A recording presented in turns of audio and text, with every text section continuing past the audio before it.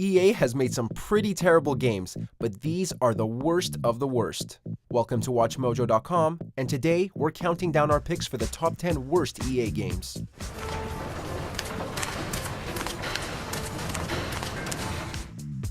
Before we begin, we publish new videos every day, so be sure to subscribe and ring the bell to get notified about our latest videos.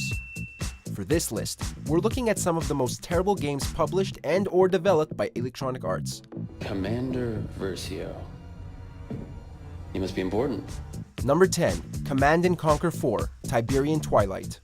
Enemy unit sighted. This was the game that killed the Command & Conquer franchise. Command & Conquer 4 Tiberian Twilight has gone down as one of the most downvoted games on Steam.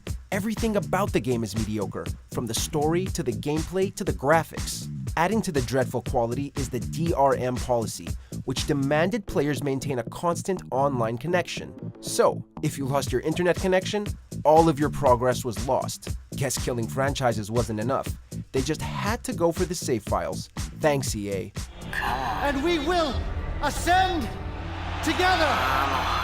Number 9, Army of Two, The Devil's Cartel.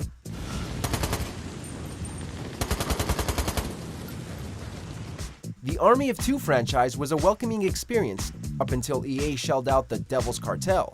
The game suffered criticism for a lot of things. The mechanics are something to gripe about, the AI is stupid, and the entire experience is forgettable.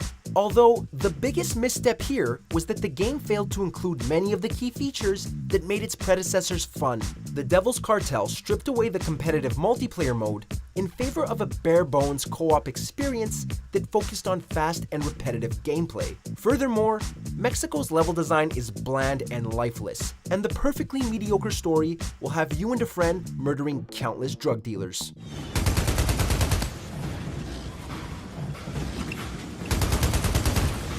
Number 8, Bionicle: The Game.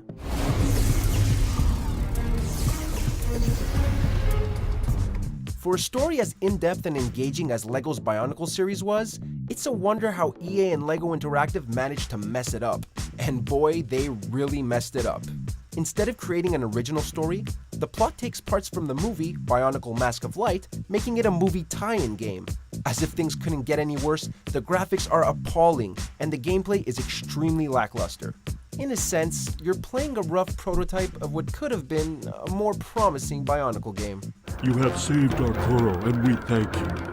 Alas, the sworn leader has escaped, fleeing down the mountain. Number 7, 007 Racing. You're doing fine, just keep up the pace.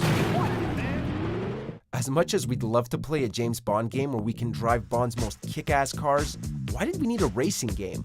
Thankfully, we're not talking about traditional racing. This is more in line with the Spy Hunter series, only the game is utterly boring and the graphics are unimpressive.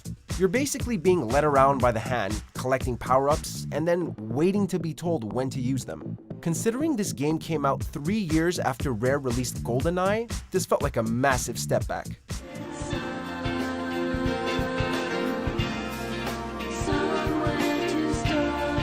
Number 6, The Simpsons Skateboarding. Late kickflip. Late kickflip.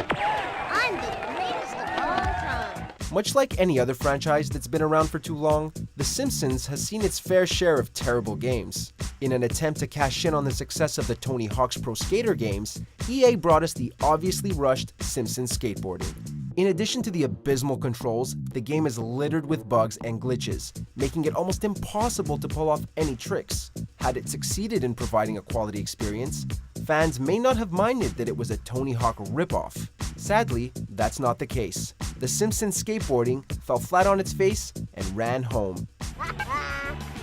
Mother would be proud. Nice board slide. Number 5, The Simpsons Wrestling.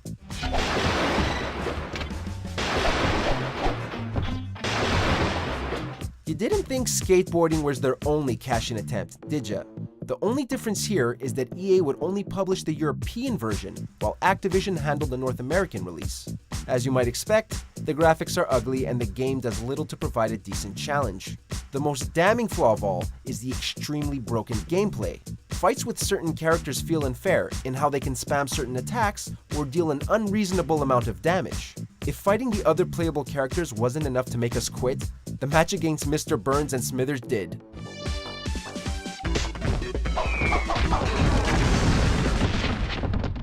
Number 4. Catwoman.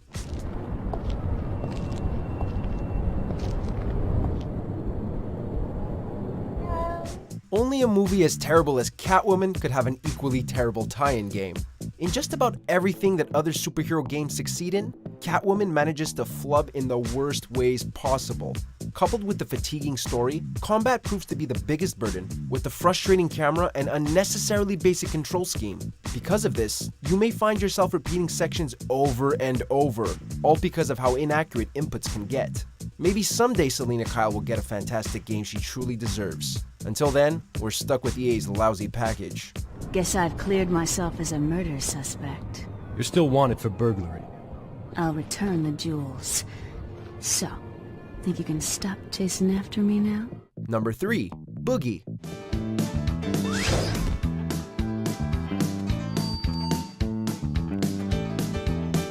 If you're looking for a jamming rhythm game to play with your friends, you might want to look elsewhere, because Boogie will only disappoint. Granted, it has a solid selection of songs, despite all of them being covers, but that's all the game has going for itself. Boogie fails in providing an exciting experience due to its overly simplistic controls. The game will tell you to follow the beat of the song with its out-of-sync metronome, but you'll quickly figure out that flailing the remote around will satisfy the game anyways. This destroys any challenge Boogie has left in it, turning the game into an overpriced karaoke CD.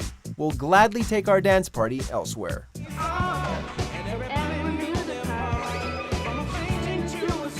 Number 2.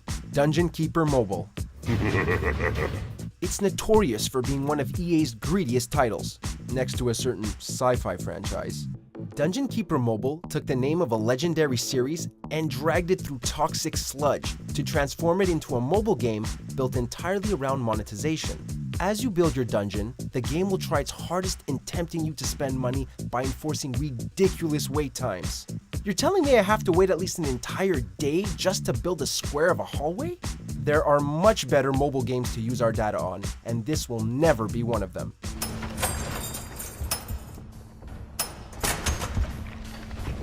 Before we get to the worst of EA's library, here are a few dishonorable mentions.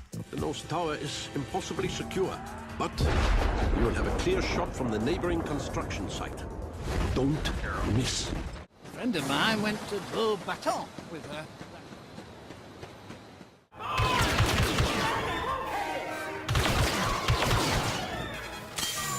Number 1. Shaq Fu. This game is about as messy as Shaq's free throws. In all seriousness, Shaq Fu has proven to be the worst in EA's library of duds for a number of reasons. The game does zero to engage the player in the action, reducing fights to nothing more than lifeless button mashing.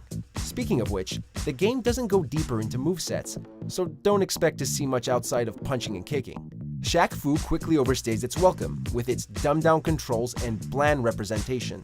Aside from being a game starring Shaquille O'Neal, is there any reason for Shaq Fu's existence?